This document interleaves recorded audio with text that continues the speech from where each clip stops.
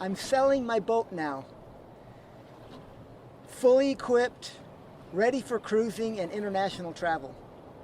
It's good for single-handed or for two. What does a sailboat fully equipped for blue water cruising really mean? What is it? What's in it? Those are very subjective questions. Well, for me, those answers have definitely evolved during the 10 years or over 10 years of cruising into what it is today. The fact that we are here now, happy and healthy, feeling good and free, is proof that what I'm about to show you is a successful one. This video series is going to describe this custom boat and its contents. I'm not going to bother with things like the monitor or the water maker because I happen to have already made videos for them and posted them to this YouTube channel. You want it? Contact me. We're now in Fiji, but if this boat isn't sold by November, then I'm going to move it down to New Zealand. So after sailing around tens of thousands of nautical miles, visiting countries, wild places, meeting interesting characters, I've decided to get sucked into a land-based adventure. This is the boat that I've been on. It's a 34-foot aluminum ketch. It's the kind of boat they don't make anymore. I think of Tom as the era between wood and fiberglass boats. He built sailboats around this size, and he sailed them around the world with his family, trusting their lives in it. He built more boats for exploration. The way I think of it, there are three types of sailboats this size. They're made for racing, or they're made for entertaining, or they're made for exploring. The vast majority of sailboats like this size are made for racing and entertaining. This one is made for exploring. So I consider myself extremely lucky. It's taken me to Europe and Africa, around the Caribbean, the Pacific south of New Zealand, to where we are now in Fiji. I remember early on flying down this river with the outgoing tide. We were maybe 15, 20 miles up, and I needed the full outgoing tide cycle to make it out. And so we left, a little after midnight. So it might have been like well into it, 2, 3 o'clock in the morning when the current's pushing us the most. The motor might have only given us 3, 4 knots, the current another 3, 4 knots. And I'm talking to my friend, and all of a sudden, I look up and see this big red channel marker towering over this boat, and we're hitting it like a bullseye head on. And it's like, holy cow! So I grab the tiller and push it over, and then, so that we don't hit it straight on, it hits right at just off the bow, and then careens the boat sideways. We did a full 360 with the current pushed the stern around it, and that thing ground and crackled in that front. I'll show you, you can't even tell now because we did a full 360 and left a little green paint on it, left a little red paint on the hull of this, and then we just kept going. I don't think a glass or a wooden hull would have taken that. So right then and there, I was thankful that I had this boat. I'll tell you another story. There's one other time when this solid aluminum hull saved my butt, but when we're going over the decks, I'll share that one with you. For now, let's jump in the water and I'll show you the underside.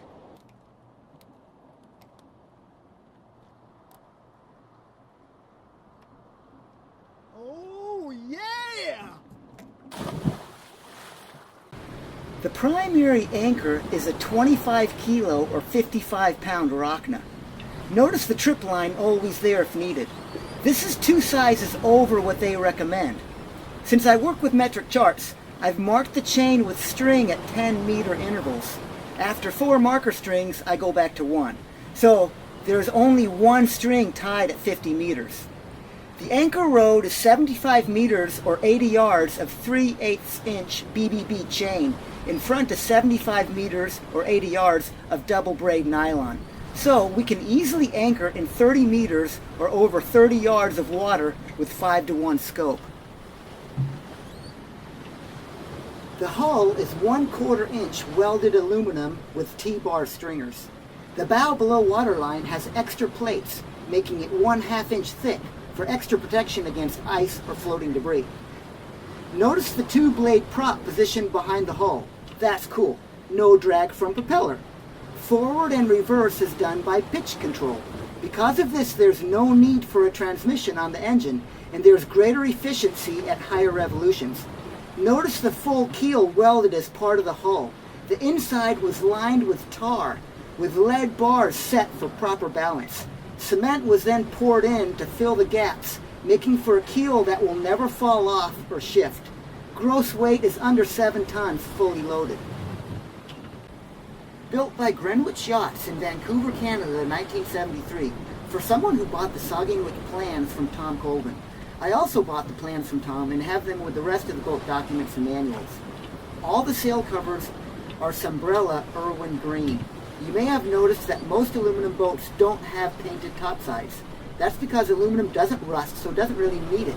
I got this boat with the topsides painted Petite Kelly Green and stuck with it. Of course, if you get a new can of paint, it will never perfectly match the older paint. My solution was to not even try. So, for example, when I spot painted the starboard bow after slamming into that red channel marker, I spread similar spots of the same paint around the hull for balance and symmetry. As you can see, this has made for what I call a unique camo green hull. You probably noticed hanging from the back of this boat, this metal rod. That's a zinc anode, but it's got a good electrical connection. And that is keeping this boat protected from electrolysis, which is basically when aluminum loses electrons to a more noble metal close by. I know that it's properly protected because I have this little corrosion test meter. The red line is actually just this wire going to the sea. You know, when I disconnect it, it goes back to 0. We'll toss it back in the water, and you can see we're in the green. That lower scale says we're well protected. If you see that you're in the freely eroding part of the scale, then you want to throw another anode or a bigger anode with more zinc surface area off the back that's clipped in to the boat, and then you'll be all right. Now let's go to the forward of the deck and work our way back. Seeing this boat as one solid piece of metal is clear when you look at the bow. So this bowsprit is one thick piece of aluminum pipe, and welded to that are 2 anchor rollers, and that's welded onto the gunnels or the bow in front, and then that's welded to these supports holding on the windlass. That's welded to the deck. Welded, I think they call these housers, these forward cleats, which are welded together and then welded onto the deck and welded to the bowsprit. So it's just all one piece of metal. So check out this anchor windlass. It's solid bronze, manual, 2 speeds. This is the first gear. It's like first speed, like first gear. It's slow. And this one here is like second gear. It's fast. To let the chain out, you flip this thing over and loosen this, the brake. So you loosen that, and then the chain is on free. So to tighten it, we just tighten that back, and we'll flip this over and move the gears so that it's stopped behind the cog again. We're sitting on a snubber now anyway. It's called the Hercules, and I know why. Because one time, I got stuck on a sandbar, and the tide was going out. And stupid me tried catching off into higher ground, you know, shallower water.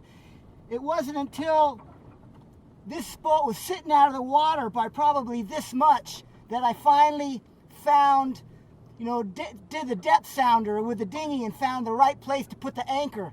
And this thing spun us around and pulled us right off that sandbar like nothing. Hercules.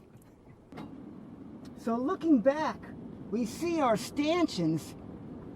They're not hollow metal pipes bolted on through holes in the deck, but they're actually welded on solid to both the gunnel and the deck. All of them. They're solid rods of metal. These are actually lifelines, so you can trust your life on them. You can lean up against them. You can put pressure on them and they hold still. This cabin top is same 1/4-inch aluminum welded onto the deck. The top, the sides are 1/4-inch aluminum, but the top actually is not. The top is 1/4-inch plywood curved around times 4. Basically, they epoxied 4 layers of 1/4-inch plywood together, making for a 1-inch thick cabin top, curved for strength, and then they put fiberglass on top of that. The decks are all painted with kiwi grip, including the cabin top. Behind the mast is aluminum pipe. That's aluminum tabernacle, and which goes down all the way to the keel. Behind the mast tabernacle, there's 4 bags. They're MSR dormitory bags, 10-liter bags full of fresh water. Behind that is a Viking life raft.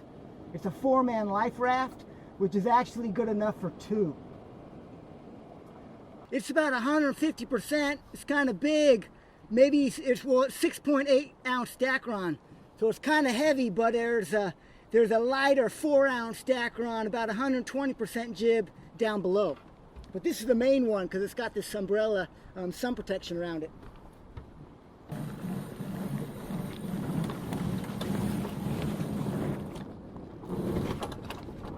Probably 80%, 90% of the time, I don't even fly this whole thing because it's darn huge. But it's got this like spacers up in the luff so that it rolls up and holds its shape surprisingly well.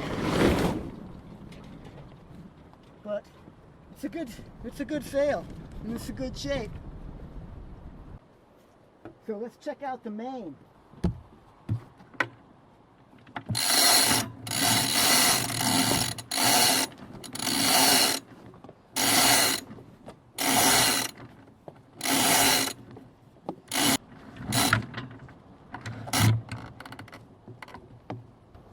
So there she is.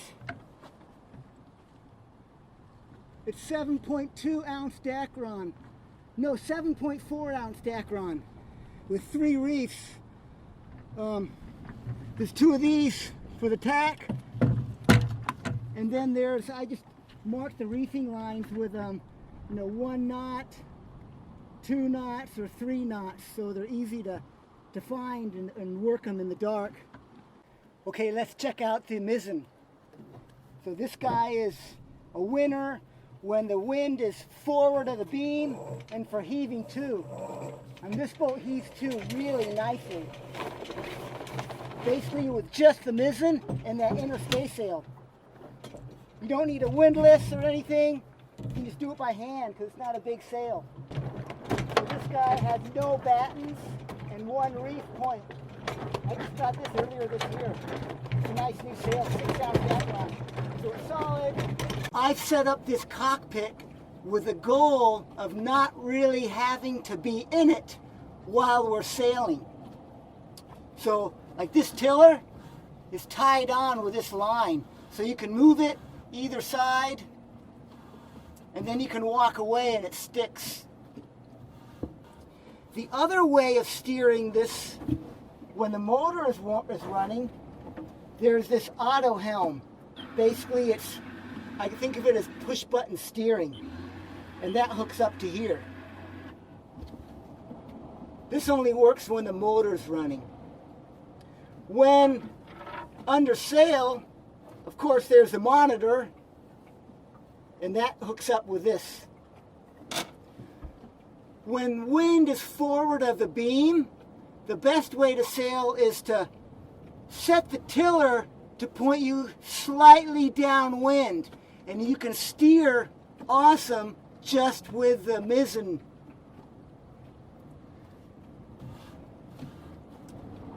These two levers here are for the motor. The big one does prop pitch. So up is neutral. Forward is forward. And back is reverse. So basically, when the tiller is up like this, the propeller is like that. It's just spinning. It's always going, if you're facing forward, it's always going counterclockwise, directly connected to the motor. So that the propeller is always going counterclockwise. So it's going to be like that. The two blades are like that when this is up. And then when you move it forward, what it does, it just adjusts it. It just twists the propellers so that they're like that. And then you go forward. In reverse, it twists them the opposite direction, so it goes back. Always spinning counterclockwise. And then the little one is for fuel. Basically, it's push button start motor. I'll show you later, but you give it a little bit of fuel, push the button, the starter motor spins it, and then under pressure, it pumps in the fuel and it just keeps going. You kill the engine by killing the fuel.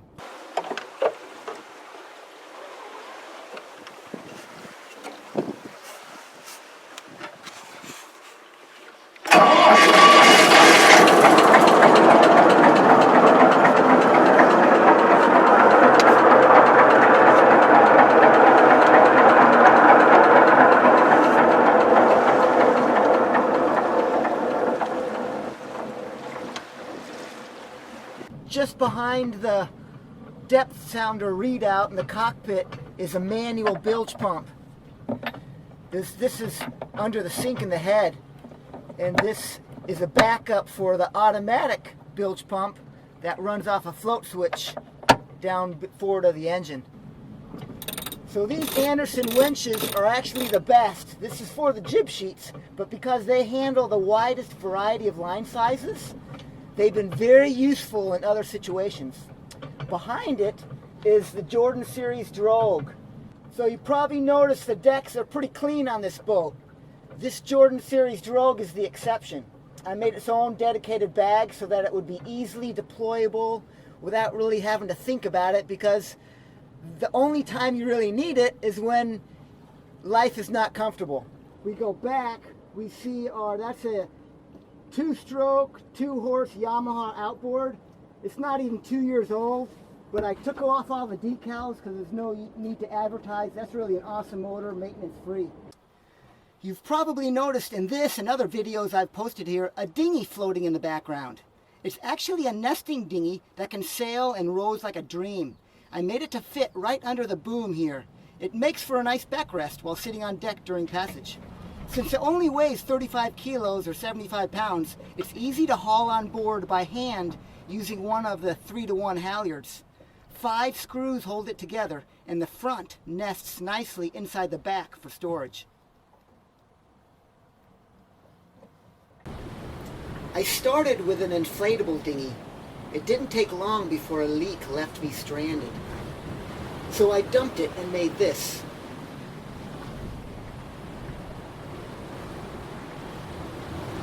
There's no doubt a good hard rowing dinghy can get you places that no inflatable would survive.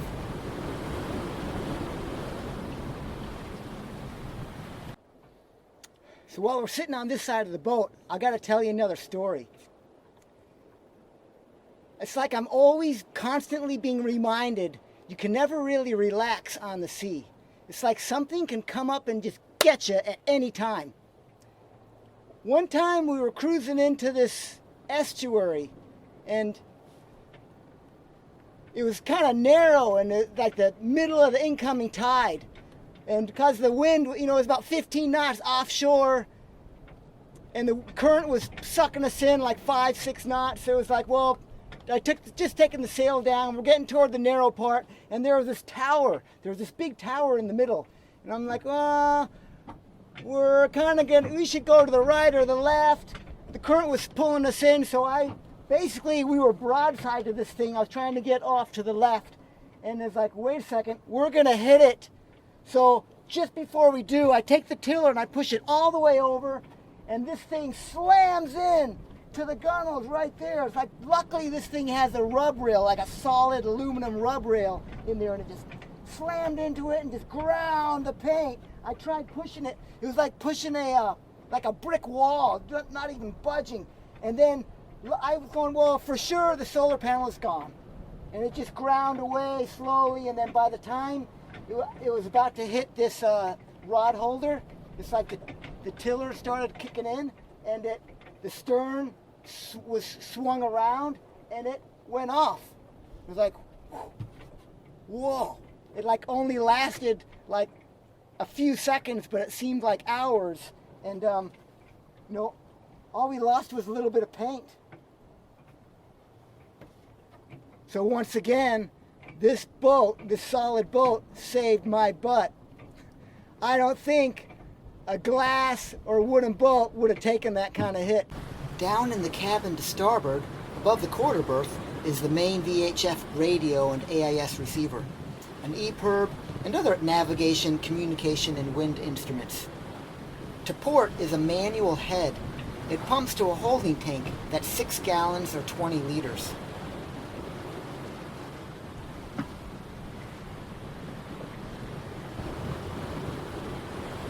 The double sink galley has both fresh and salt water pumps, and a wood cutting board built to fit perfectly for convenient no-slide work.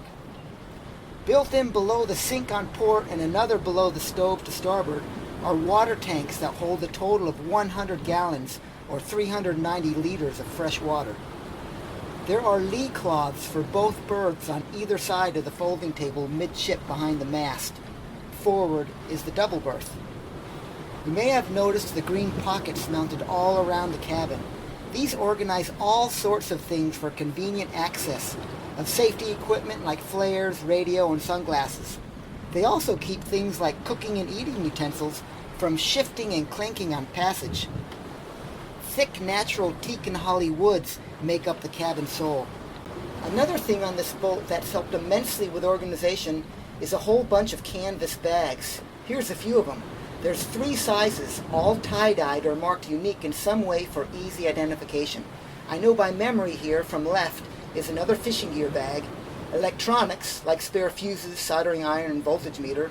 Red is sewing, then the paint bag, green plumbing bag, red and purple for lubrication, grease, and other like sprays. The blue one is another craft bag for making candles and new country flags. Since there's a lot more and I can't remember them all at all times, I've kept a list in back of the logbook. Notice the round porthole windows on the cabin top. They surround the whole thing. They're made with a thick, clear glass. Oddly, they all open. Even more oddly, not a single one leaks. Between the windsock forward and all the extra pieces of matching sunbrella tied up for sun and rain protection in back, the whole setup creates a pretty nice place to hang out in places like Fiji, where this video was taken.